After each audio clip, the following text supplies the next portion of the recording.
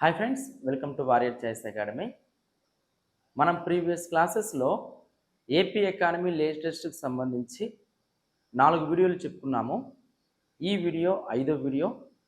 ఇందులో మన ఆంధ్రప్రదేశ్ రాష్ట్ర ప్రభుత్వము నూతన ప్రభుత్వం ఏర్పడినప్పటి నుంచి వచ్చిన తాజా అంశాలను విశ్లేషిస్తూ మన యూట్యూబ్ ఛానల్లో వీడియోస్ చేసుకుంటున్నాము. ఎవరైతే ఫస్ట్ టైం మన యూట్యూబ్ ఛానల్ చూస్తున్నారో మన యూట్యూబ్ ఛానల్ సబ్స్క్రైబ్ చేసుకోండి. అదేవిధంగా మనం మార్కెట్లోకి రాబోయే 2 రోజుల్లో మోడల్ పేపర్స్ పేపర్ 1 మరియు paper 2 top 20 expected model papers, ఇందులో ప్రీవియస్ బిట్స్ కూడా ఇంక్లూడ్ చేసి ఇవ్వడం జరుగుతుంది. ఇందులో భాగంగా మనకి ఎంసీక్యూస్ ఎక్స్ప్లెనేషన్ వీడియోస్ కూడా మన యూట్యూబ్ ఛానల్ అందుబాటులో ఉన్నాయి. ముఖ్యంగా పేపర్ 2 విషయానికి వస్తే పేపర్ 2లో current science and technology, current economy అంటే మన లేటెస్ట్ బడ్జెట్, లేటెస్ట్ సర్వే మన ఆంధ్రప్రదేశ్ మరియు భారతదేశం 2023-24 ఆర్థిక సర్వే, 24-25 పూర్తి బడ్జెట్, వీటిని బేస్ చేసుకుని మనము ఎంసీక్యూస్ అనేవి ప్రిపేర్ చేయడం జరిగింది. అదేవిధంగా పాలిటీకి సంబంధించి కరెంట్ పాలిటీ మీద ప్రత్యేక ప్రశ్నలు ఈ 2 బుక్స్ మనకు హైదరాబాద్లో మరియు ఆంధ్రప్రదేశ్లోని అన్ని ప్రముఖ బుక్ స్టాల్స్లో 25-26 తేదీల నుంచి అందుబాటులో ఉన్నాయి. ఎవరైతే గ్రామీణ ప్రాంతంలో ఉన్న మిత్రులు ఉన్నారో మీకు పోస్టల్ ద్వారా ఉచితంగానే మనకు free home delivery available up to December 31. ఎవరైతే December 31 లోపు ఈ బుక్స్ తీసుకుంటారో వారికి 2 పుస్తకాలు క్రిస్మస్ మరియు నూతన సంవత్సర ఆఫర్ దృష్ట్యా 50% ఆఫర్, మనకి 2 బుక్స్ కలిపి 399కే మీ ఇంటి వద్దకే రావడం జరుగుతుంది. మొత్తం మనకి 6000 ఎంసీక్యూస్ 3000. ఎవరైతే మిత్రులు మీకు కావాలి అని అనుకుంటున్నారో ఈ బుక్స్ మీ యొక్క డీటెయిల్ అడ్రస్ని 9100140284 ఈ నెంబర్కి మీరు వాట్సాప్లో మీ యొక్క అడ్రస్ పంపించండి. ఆ నెంబర్కి మీరు 399 రూపీస్ ఫోన్పే చేసి స్క్రీన్ షాట్ పెట్టండి. మీ డీటెయిల్ అడ్రస్ విత్ పిన్ కోడ్తో సహా పంపించండి. మీకు బుక్స్ వచ్చిన వెంటనే ఈ 2 బుక్స్ మీ ఇంటి వద్దకే హోమ్ డెలివరీ చేయడం జరుగుతుంది. ఓకేనా? చూడండి, మనము ప్రీవియస్ క్లాసెస్లో 4 క్లాసులు చెప్పుకున్నాము. ఇప్పటి వరకు ఏపీ ఎకానమీ లేటెస్ట్ అని, ఇది మనకు 5వ క్లాస్. ఇందులో భాగంగా మనము ఆంధ్రప్రదేశ్లో ఏవైతే రీసెంట్గా వచ్చిన పాలసీస్ ఉన్నాయో, ఆంధ్రప్రదేశ్లో జరిగిన ప్రధాన సంఘటనల గురించి మనము గత 4 వీడియోలో చెప్పుకున్నాము. ఇది మనకి 5వ వీడియో. ఓకేనా? చూడండి, మనకి ఏమి ఇచ్చారు అంటే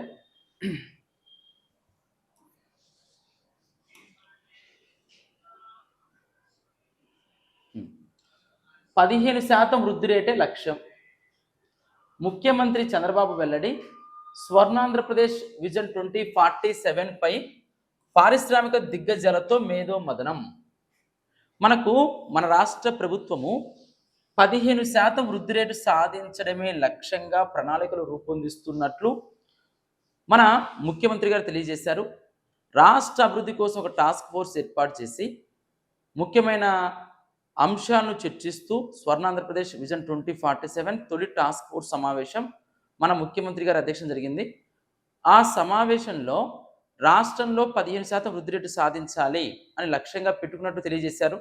ఆల్రెడీ మనకు లేటెస్ట్ ఆర్థిక సర్వే ప్రకారము ఆంధ్రప్రదేశ్ రాష్ట్రంలో 7.35% స్థిర ధరల్లో వృద్ధి రేటు, 10.44% ప్రస్తుత ధరలలో వృద్ధి రేటు నమోదు చేసుకున్నట్లు మనకు తెలుస్తుంది.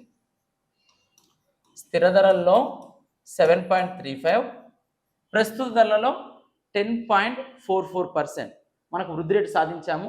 ఆ స్థిర ధరల్లో కూడా 7.35 చూడండి ఒకసారి.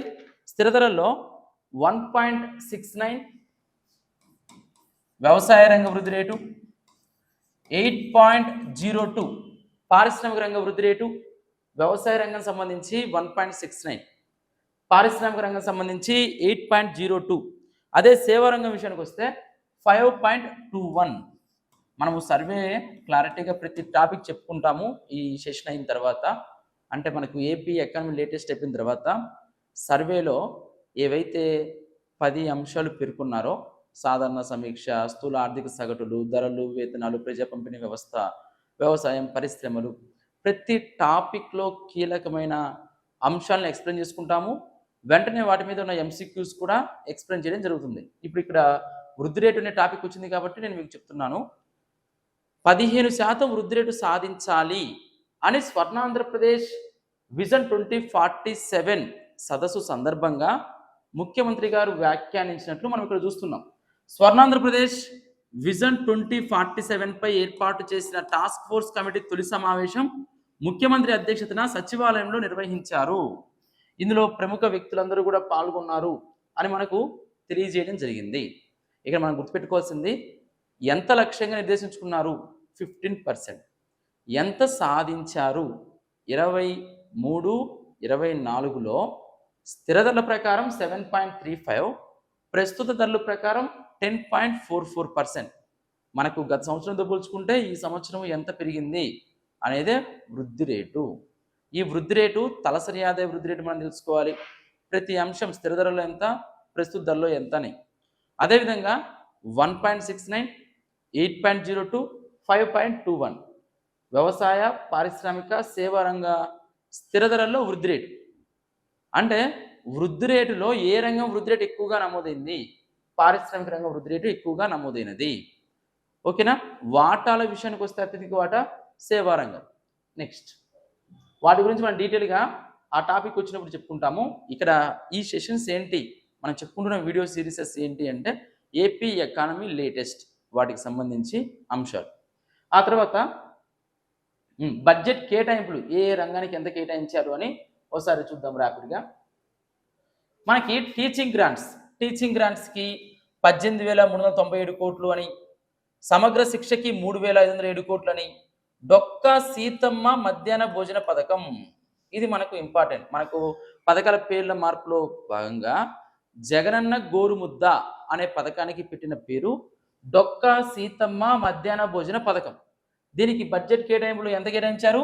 1854.03 కోట్లు. మనబడి మన భవిష్యత్తుకు 1000 కోట్లు. అదే ఆరోగ్యము కుటుంబ సంక్షేమం నందమూరి తారక రామారావు వైద్య సేవా ట్రస్ట్కి 4,000 కోట్లు. ఎన్టీఆర్ వైద్య సేవా ట్రస్ట్ ఎంత కేటాయించారండి? 4,000 కోట్లు. అదేవిధంగా ఎన్హెచ్ఎం 2,431 కోట్లు. ఆసుపత్రిలో మౌలిక సదుపాయాల కల్పనకి 1,649 కోట్లు. డైరెక్టరేట్ ఆఫ్ సెకండరీ హెల్త్ 1,324 కోట్లు. ఔషధాల కొనుగోలుకి 600 కోట్లు. అదేవిధంగా 104, 108కి 345 crores. ఇవి మనకు బడ్జెట్లో కేటాయింపులు. ఓకేనా? 2,94,427 కోట్లు మన బడ్జెట్ మనం చెప్పుకున్నాము. సపరేట్ బడ్జెట్ క్లాసెస్ గురించి కూడా ఎక్స్ప్లెయిన్ చేసుకోబోతున్నాం. నెక్స్ట్ 5 ఏళ్లలో 25 లక్షల ఇల్లు. రాబోయే 5 సంవత్సరాలలో ఎన్ని లక్షల ఇల్లు నిర్మించాలని ప్రభుత్వం యొక్క లక్ష్యము అంటే 25 లక్షలు. దానికి చేసిన కేటాయింపులు 4,012 కోట్లు. మనం చూసుకుంటే రాష్ట్రంలో గుడి లేని పేదలకి కూటమి ప్రభుత్వం భారీ వరాన్ని ప్రకటించింది. రానున్న 5 ఏళ్లలో 25 లక్షల ఇళ్ల పట్టాలు అందించనున్నట్లు వెల్లడించింది. దీనికి పెట్టిన పేరు ప్రధానమంత్రి ఆవాస్ యోజన ఎన్టీఆర్ నగర్. నూతన పథకము, నూతన పేరు ప్రధానమంత్రి ఆవాస్ యోజన ఎన్టీఆర్ నగర్. ఇప్పటికే పురోగతిలో ఉన్న గృహాలు కాకుండా అదనంగా మరో 16 లక్షల మందికి ఇల్లు పట్టాలు అందిస్తామని తెలియజేశారు. దీనికోసం 4,012 కోట్లు కేటాయించినట్లు మనకు బడ్జెట్లో తెలియజేశారు. 4,012 కోట్లు ప్రధానమంత్రి ఆవాస్ యోజన ఎన్టీఆర్ నగర్. రాబోయే 5 సంవత్సరాలలో మన ఆంధ్రప్రదేశ్ రాష్ట్రంలో 25 లక్షల మందికి ఇల్లు నిర్మిస్తాము అని తెలియజేశారు. నెక్స్ట్ అమరావతి మెట్రో రైల్ కార్పొరేషన్కు 50 కోట్లు. చూడండి, మనకు అమరావతిలో మనకు విశాఖపట్నంలో మెట్రో రైల్ ప్రతిపాదనలు ఎప్పటి నుంచో రాష్ట్ర విభజన నుంచి ఉన్నాయి, కానీ ఎలాంటి ముందడుగు పడలేదు. ఇప్పుడు ఈ బడ్జెట్లో అమరావతి మెట్రో రైల్ కార్పొరేషన్ అనే దానికి 50 కోట్లు కేటాయించారు. ఇక్కడ మనం చూసుకుంటే కీలకమైన భూసేకరణ పనులకు ఈ నిధులు వినియోగించనున్నారు. 50 కోట్లు దేనికి? భూసేకరణ పనులకి. ఓకేనా? కూటమి ప్రభుత్వం విజయవాడ, విశాఖలో మెట్రో రైల్ ప్రాజెక్టులకు అయ్యే మొత్తం ఖర్చును దశల వారీగా కేటాయించాలని కేంద్రాన్ని కోరుతుంది. ప్రధానమంత్రి గారికి రాసిన లేఖలో కూడా మన ముఖ్యమంత్రి గారు మెట్రో ప్రాజెక్టులకు సహకరించాలని కోరడం జరిగింది. భూసేకరణకు అయ్యే ఖర్చును రాష్ట్రమే భరిస్తుందని కేంద్రాన్ని చెప్పిన నేపథ్యంలోనే బడ్జెట్లో మెట్రో రైల్ కార్పొరేషన్కు నిధులు కేటాయించారు. భూసేకరణకు అయ్యే వ్యయాన్ని రాష్ట్రంగా మేము భరిస్తాము, మీరు విజయవాడలో విశాఖపట్నంలో మెట్రో రైల్ని ఏర్పాటు చేయండి అని చెప్పేసి మన రాష్ట్రము కేంద్రాన్ని కోరడము, తదనుగుణంగా ఈ బడ్జెట్లో 50 కోట్ల రూపాయలు కేటాయించడం జరిగింది. ఈ 50 కోట్లు దేనికి వినియోగిస్తారు అంటే భూసేకరణకు వినియోగిస్తారు. నెక్స్ట్, కడప ఉక్కు కర్మాగారానికి 25 కోట్లు. కడప వైఎస్ఆర్ జిల్లా కడప ఉక్కు కర్మాగారం ప్రతిపాదనను ముందుకు తీసుకెళ్లేలా ప్రభుత్వం బడ్జెట్లో 25 కోట్లు కేటాయించింది. ఫస్ట్ టైం 2019 డిసెంబర్ 23న, రెండోసారి 2023 ఫిబ్రవరి 15న 2 సార్లు ఈ ప్రాజెక్టుకు శంకుస్థాపన చేశారు. కానీ ఎలాంటి కేటాయింపులు అనేది చేయలేదు. ఈ బడ్జెట్లో మాత్రం 25 కోట్లు కేటాయించినట్లు తెలియజేసింది ప్రస్తుత ప్రభుత్వం. జలజీవన్ మిషన్కి జీవం 1420 కోట్లు. జలజీవన్ మిషన్ ఇంటింటికి తాగునీరు అందించే కార్యక్రమం. ఒకసారి చూడండి, 2024-25 వార్షిక బడ్జెట్లో ఈ పథకంకి 1420 కోట్లు కేటాయించడం జరిగింది. వైకాపా ప్రభుత్వం రాష్ట్ర వాటా నిధులు సరిగా విడుదల చేయని కారణంగా గ్రామాల్లో ఇంటింటికి తాగునీరు అందించే పథకం చతికిలపడింది. రాష్ట్రంలో పథకం అమలుపై కేంద్ర ప్రభుత్వం సైతం పలు సందర్భాలు అసంతృప్తి వ్యక్తం చేసింది. దీనికి సంబంధించి ఇంటింటికి తాగునీరు అందించే కార్యక్రమం జలజీవన్ మిషన్ మన రాష్ట్ర వాటాగా ఈ బడ్జెట్లో 1420 కోట్లు కేటాయించారు. మనకు పొలిటికల్గా ఉన్న అంశాలు అవసరం లేదు. ఎగ్జామ్లో ఏవైతే సిలబస్లో ఉన్న అంశాలు ఉన్నాయో వాటి గురించి మనం డిస్కషన్ చేసుకుంటాం. కొత్త విమానాశ్రయాలకు రెక్కలు. రాష్ట్రంలో కుప్పం, దగదర్తి, మూలపేట, శ్రీకాకుళం మూలపేటలో కొత్తగా విమానాశ్రయాల అభివృద్ధితో పాటు అనంతపురం తాడిపత్రి మధ్య ఎయిర్ స్ట్రిప్ ఏర్పాటు చేయాలని ప్రభుత్వం భావిస్తుంది.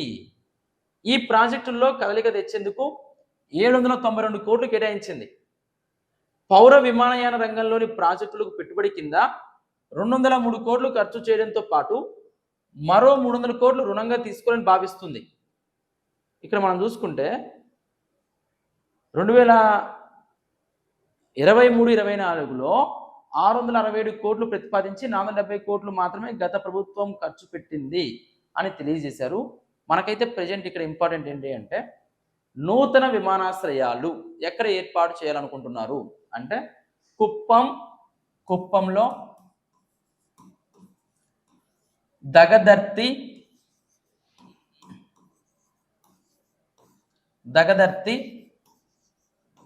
మూలపేట. కుప్పం, దగదర్తి, మూలపేట.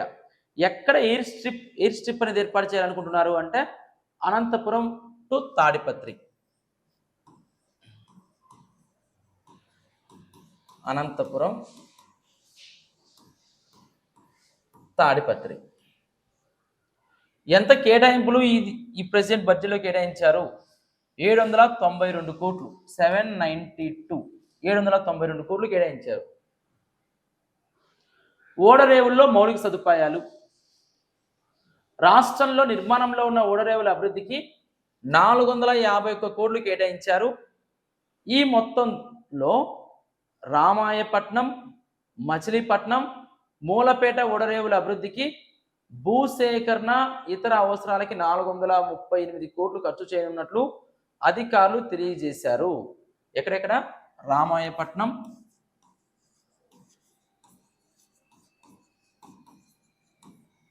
అదేవిధంగా మచిలీపట్నం,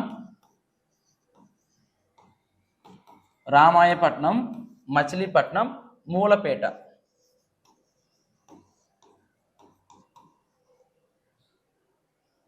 నెక్స్ట్, గురుకులాలు, వసతి గృహాల్లో కూడా మౌలిక వసతులు ఏర్పాటు చేస్తామని చెప్పారు. అందులో భాగంగా బీసీ గురుకులాలకు ఒక 360 కోట్లు, గురుకుల భవనాల కోసం 10 కోట్లు, ఇలా మనకు వీటి గురించి తెలియజేశారు.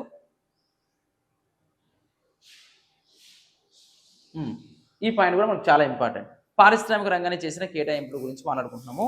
చూడండి, పారిశ్రామిక రంగానికి కాయకల్ప చికిత్స తొలిసారిగా 4,371 కోట్ల రూపాయల భారీ కేటాయింపులు చేశారు. పారిశ్రామిక రంగానికి 4,371 కోట్లు పారిశ్రామిక రంగాన్ని బలోపేతం చేయడం కోసం. మనం చూసుకుంటే 2024-25 బడ్జెట్లో పరిశ్రమలు, వాణిజ్యం, మౌలిక సదుపాయాలు, చేనేత, గనుల శాఖ కలిపి 4,371 కోట్లు కేటాయించారు. ఇందులో చెరకు, గిడ్డంగులు, చేనేత, జౌళి, గనుల శాఖలకు 460 కోట్లు, ఆయా శాఖల్లోని ఉద్యోగుల జీతాలు, ఇతర ఖర్చులకు 394 కోట్లు కేటాయించారు. ఈ డబ్బులు పోను మిగిలిన 3,514 కోట్లు పరిశ్రమలు, పెట్టుబడులు, మౌలిక సదుపాయాల కల్పనకు ప్రతిపాదించడం జరిగినది.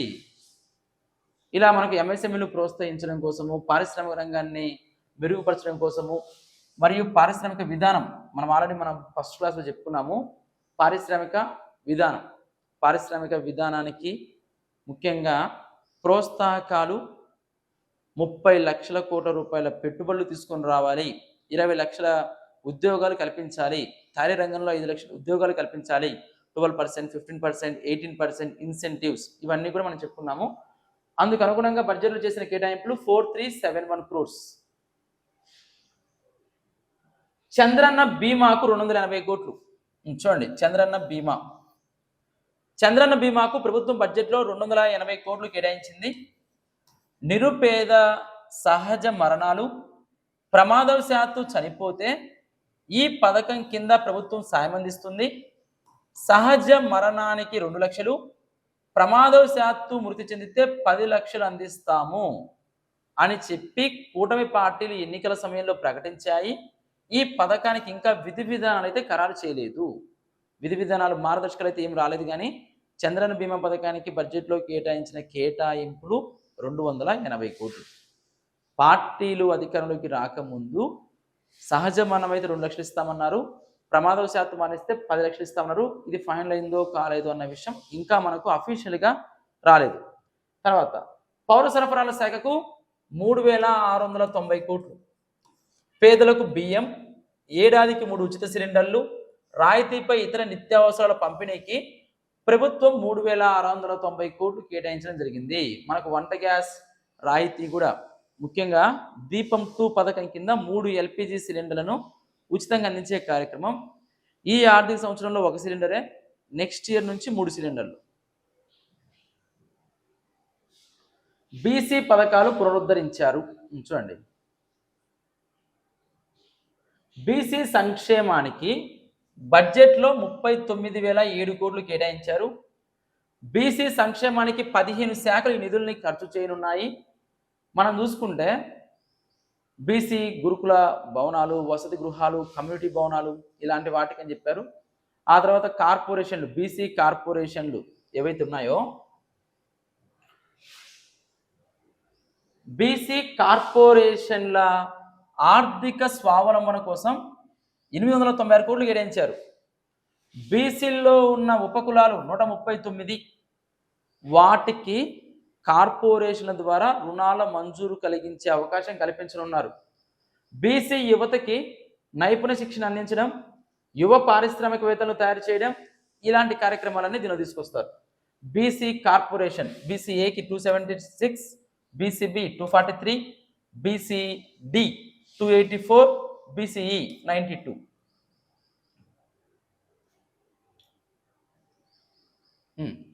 మనకు ఇది మనం ఆల్రెడీ చెప్పుకున్నాం. బడ్జెట్ సమగ్ర స్వరూపం 2,94,427 కోట్లు. ఇందులో రెవెన్యూ రాబడి, రెవెన్యూ వ్యయం ఒకసారి చూడండి. బడ్జెట్ మనకు ఫస్ట్ ఇండియన్ ఎకానమీలో మనం బడ్జెట్ క్లాసెస్ చెప్పుకున్నాము. అందులో కాన్సెప్ట్ అంతా చెప్పుకున్నాం. ఎవరైతే ఫస్ట్ టైం మన యూట్యూబ్ ఛానల్ చూస్తున్నారో మన యూట్యూబ్ ఛానల్ సబ్స్క్రైబ్ చేసుకోండి. ప్లేలిస్ట్లో ఎకానమీ వీడియోస్ ఉన్నాయి. ఆ వీడియో చూడండి. అందులో బడ్జెట్కి సంబంధించి దాదాపు మనం 5 వీడియోలు చెప్పుకున్నాము. ఇక్కడ బడ్జెట్, రెవెన్యూ బడ్జెట్, మూలధన బడ్జెట్, రెవెన్యూ రాబడి, రెవెన్యూ వ్యయం, మూలధన రాబడి, మూలధన వ్యయం. రెవెన్యూ రాబడి కన్నా రెవెన్యూ వ్యయం ఎక్కువగా ఉంటే వచ్చేది రెవెన్యూ లోటు. అదేవిధంగా మొత్తం వ్యయం కన్నా మొత్తం రాబడి కన్నా మొత్తం వ్యయం ఎక్కువగా ఉంటే వచ్చేది బడ్జెట్ లోటు. కోశ లోటు ముఖ్యమైన కొలమానము. మొత్తం వ్యయం మైనస్ రుణాలు కానీ మొత్తం రాబడులు, అది కోశ లోటు. ఇక్కడ మన ఆంధ్రప్రదేశ్ విషయానికి వస్తే మొత్తం బడ్జెట్ 2,94,407 కోట్లు. ఇందులో రెవెన్యూ రాబడి ఎంత? 2,94,427 కోట్లు. అందులో రెవెన్యూ రాబడి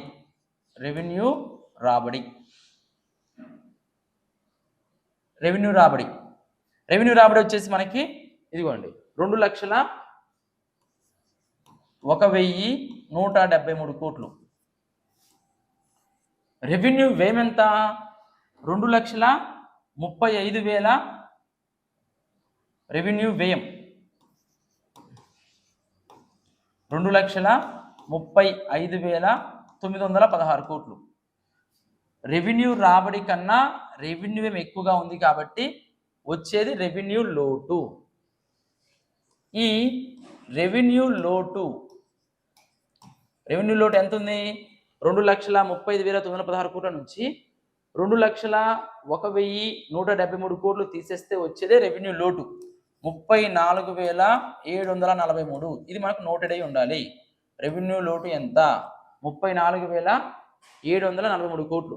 ఆల్మోస్ట్ 2.12% ఎంత ఉంది? అది 2.12%. 34,743 కోట్లు. ఆ తర్వాత మనకి రెవెన్యూ రాబడి, రెవెన్యూ వ్యయం, మూలధన రాబడి, మూలధన వ్యయం. చూడండి, మూలధన రాబడి 91,443 కోట్లు. మూలధన వ్యయం ఎంత? 32,712 కోట్లు. ఇందులో మూలధన వ్యయము అనేది గతంతో పోల్చుకుంటే ఇప్పుడు 5 రెట్లు పెరిగినది. నూతన ఆస్తుల సృష్టి కోసం చేసే వ్యయము మూలధన వ్యయం. ఈ కాన్సెప్ట్కి సంబంధించిన అంశాలన్నీ ఇండియన్ బడ్జెట్లో మనం చెప్పుకున్నాము. ఎవరైతే ఎకానమీ టెర్మినాలజీ విషయంలో ఇబ్బంది పడుతున్నారో ఎకానమీ వీడియోస్ ఉన్నాయి, అవి మీరు వింటే మీకు డీటెయిల్గా అర్థమవుతుంది. నెక్స్ట్ ఇక్కడ మనకి పాయింట్ ఏంటి? రెవెన్యూ రాబడి, రెవెన్యూ వ్యయం, మూలధన రాబడి, మూలధన వ్యయం. రెవెన్యూ లోటు ఆంధ్రప్రదేశ్లో 34,773 కోట్లు. కోశ లోటు విషయానికి వస్తే ఆంధ్రప్రదేశ్లో ఆర్థిక లోటు లేదా కోశ లోటు 68,742 కోట్లు. 68,742 కోట్లు. ఇదేంటి? కోశ లోటు. మొత్తం వ్యయం మైనస్ రుణాలు కానీ మొత్తం రాబడులు తీసేస్తే వచ్చేది కోశ లోటు. నెక్స్ట్ గజదాడులకు ఇక చెక్. చూడండి, మనకి ముఖ్యంగా మనకు ఏనుగులు మానవ ఆవాసాల్లోకి వచ్చి మన యొక్క ఆవాసాలను ధ్వంసం చేయడము, మనిషికి ఏనుగుకి మధ్య సంఘర్షణ తగ్గించడం కోసము కుంకి ఏనుగులు మన డిప్యూటీ సీఎం గారు కర్ణాటక రాష్ట్రానికి వెళ్ళి కర్ణాటక రాష్ట్ర ప్రభుత్వ ఒప్పందం మేరకు వాటిని తీసుకుని రావడము, ఫలితంగా ఆ ప్రాంత ప్రజలకి ఆ ప్రాంత పొలాలకి రక్షణ కల్పించే అవకాశం. చూడండి, గజదాడులు ఇక చెక్. పొలాలు జనావాసాలపై ఏనుగుల దాడుల కట్టడిపై ప్రభుత్వం దృష్టి. చిత్తూరు, పార్వతీపురం, మన్యం జిల్లాల్లో కొత్తగా 2 కుంకి ఎలిఫెంట్ క్యాంపుల ఏర్పాటుకు చర్యలు. కుంకి ఏనుగులు, వాటిని అడ్డుకోవడం కోసం ట్రైనింగ్ ఇచ్చినటువంటి ఏనుగులు కుంకి ఏనుగులు. శిక్షణ కోసం కర్ణాటకకు వెళ్ళిన 21 మంది ట్రాక్టర్లు, 3 అటవీ అధికారులు. ఇదిగోండి, వీళ్ళు ప్రజెంట్ కర్ణాటకకి వెళ్ళారు శిక్షణ కోసం. రాష్ట్రంలో పెరుగుతున్న ఏనుగుల దాడి నిరోధించేందుకు ప్రభుత్వం నడుం బిగించింది. ఇందులో భాగంగా ఎక్కడెక్కడ? చిత్తూరు, పార్వతీపురం, మన్యం.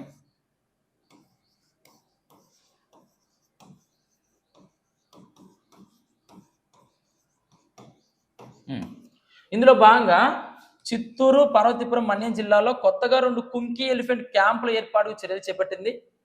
చిత్తూరు, అన్నమయ్య, శ్రీకాకుళం, విశాఖ జిల్లాకు చెందిన 21 మంది ట్రాక్టర్లతో పాటు, ట్రాక్టర్లు అంటే ఇదిగోండి వీళ్ళు, వాటితో పాటు 3 అటవీ శాఖ అధికారులు శిక్షణ కోసం కర్ణాటకలోని దుబారి కుంకి ఎలిఫెంట్ క్యాంపుకు పంపించింది. ఎక్కడికి పంపించారు? కర్ణాటకలో ఉన్నటువంటి దుబారి కుంకి ఎలిఫెంట్ క్యాంపు కార్యాలయం.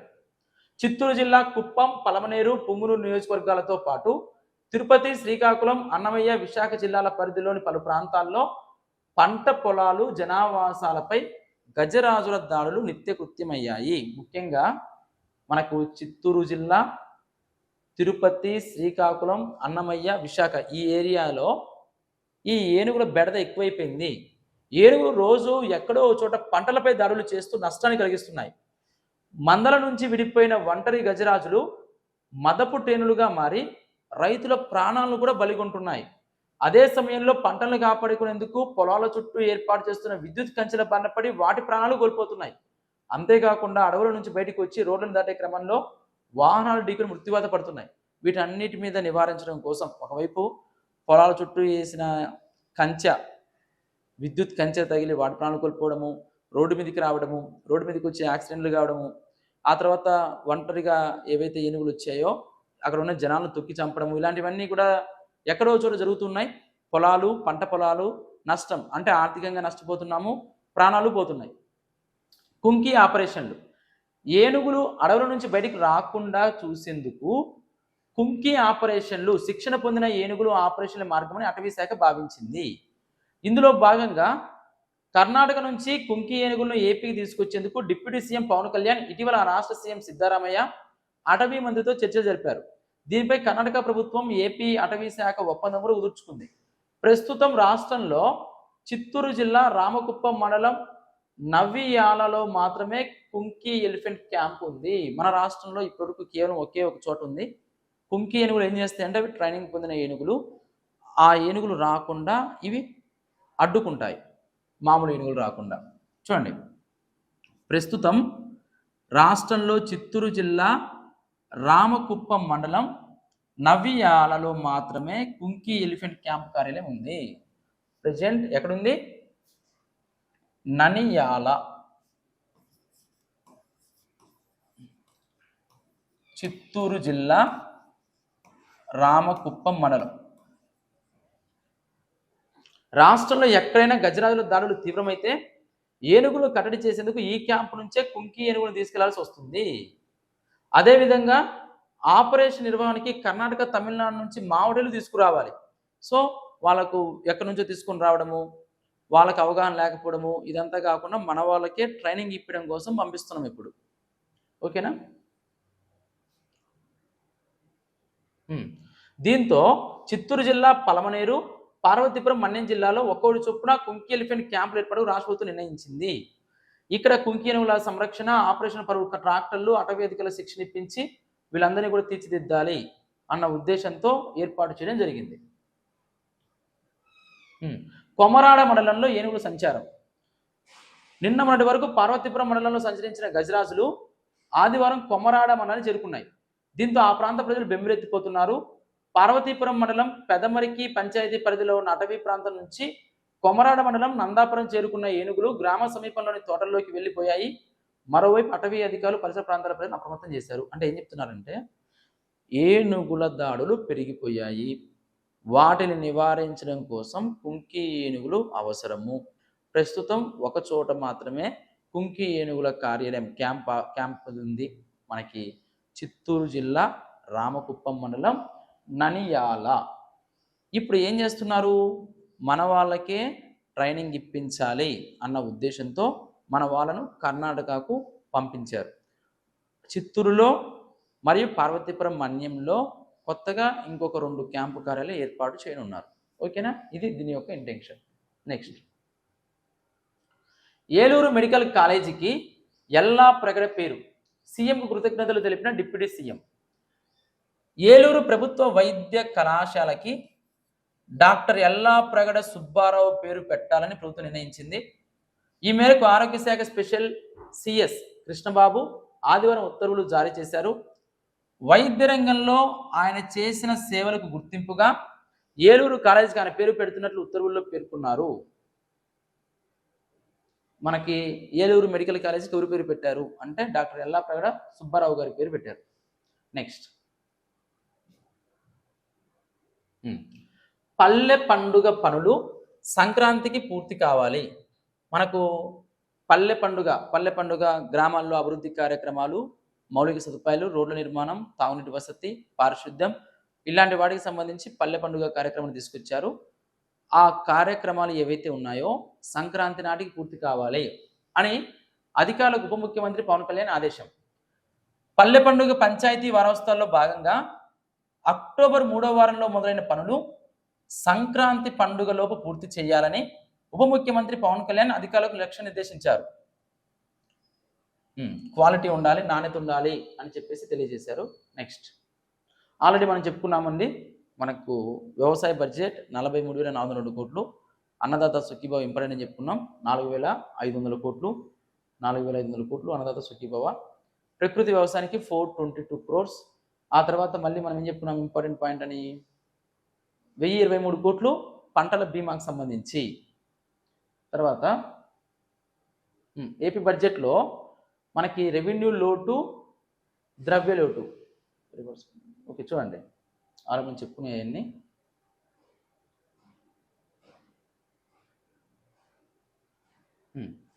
ఆంధ్రప్రదేశ్ ప్రభుత్వం త్వరలో 18 ఏళ్ళు నిండిన ప్రతి ఒక్కరికి క్యాన్సర్ పరీక్ష నిర్వహించనుంది. ఈ విషయాన్ని వైద్య ఆరోగ్య శాఖ మంత్రి సత్యకుమార్ వెల్లడించారు. జాతీయ క్యాన్సర్ అవగాహన దినం నవంబర్ 7, జాతీయ క్యాన్సర్ అవగాహన దినం సందర్భంగా బ్రెస్ట్ క్యాన్సర్ అవేర్నెస్ పోస్టర్ను విడుదల చేశారు. క్యాన్సర్ సంబంధ అనారోగ్యాలను, మరణాలను తగ్గించాలనే లక్ష్యంతో రాష్ట్ర వ్యాప్తంగా క్యాన్సర్ స్క్రీనింగ్ డ్రైవ్ చేపట్టనున్నట్లు ప్రకటించడం జరిగింది. ఆ తర్వాత భూ ఆక్రమణదారులు 14 ఏళ్ళు జైలు శిక్ష, ఇది కూడా మనం చెప్పుకున్నాం already. Land grabbing prohibition act మనకు 14 సంవత్సరాలు, మార్కెట్ ధర ప్రకారము జరిమానా చెల్లించాలి. భూ ఆక్రమణదారులు, సంబంధిత అధికారులు ఎవరైతే ఉన్నారో వాళ్ళు, బినామీలు దీని పరిధిలోకి వస్తారని చెప్పుకున్నాం. భూమి విలువతో పాటు నష్టపరిహారం కలిపి జరిమానా, ఆక్రమణ నియంత్రణకు కొత్త చట్టం, ఏపీ డ్రోన్ సెమీ కండక్టర్లు డేటా సెంటర్ల పాలసీలకు ఆమోదం, సిఆర్డీఏలోకి సత్తెనపల్లి మున్సిపాలిటీ మరో 154 గ్రామాలు, పిఠాపురం అర్బన్ డెవలప్మెంట్ అథారిటీ ఏర్పాటు, మంత్రివర్గ సమావేశంలో కీలక నిర్ణయాలు. మనకు పిఠాపురం అర్బన్ డెవలప్మెంట్ అథారిటీ అనే దాన్ని కూడా ఏర్పాటు చేశారు. ఇంకా ఇవే వీటికి సంబంధించిన అంశము.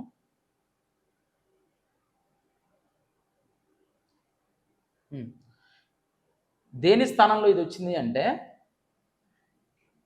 చూడండి, ప్రభుత్వ ప్రైవేటు భూములు ఆక్రమించుకోవడం, ఎక్కడో దూరంగా ఉంటున్న వారి భూములను కబ్జా చేయడం, పేదల భూములు లాక్కోవడం, నకిలీ పత్రాలతో రిజిస్ట్రేషన్లు వంటివి నియంత్రించేందుకు ఏపీ భూ ఆక్రమణ నిరోధక చట్టం 1982 అనేది ఉండేది.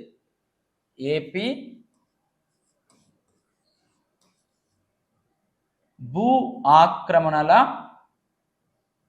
నిరోధక చట్టం.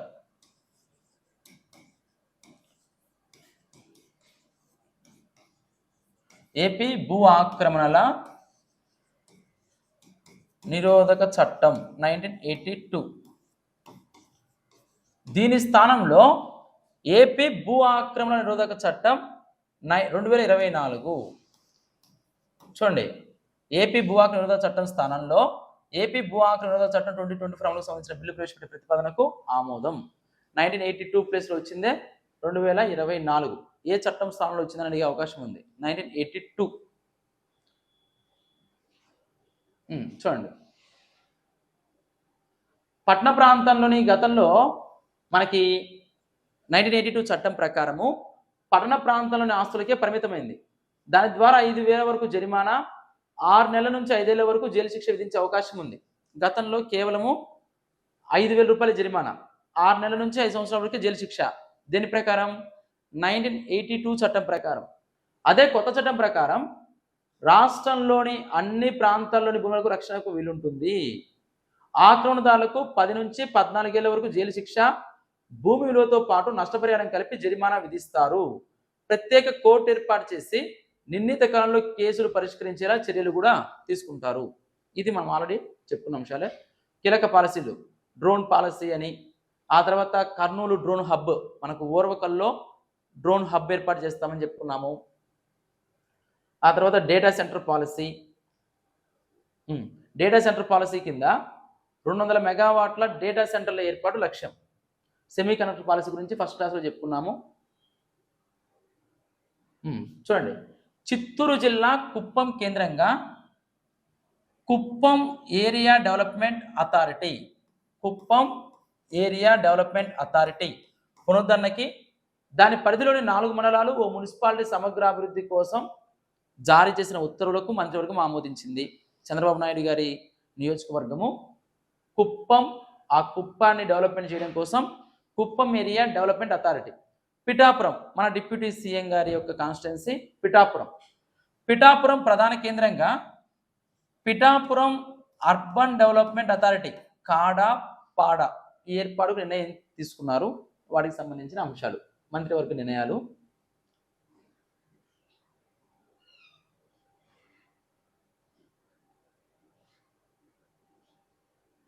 ఓకే, ఇవి వీటికి సంబంధించిన అంశాలు.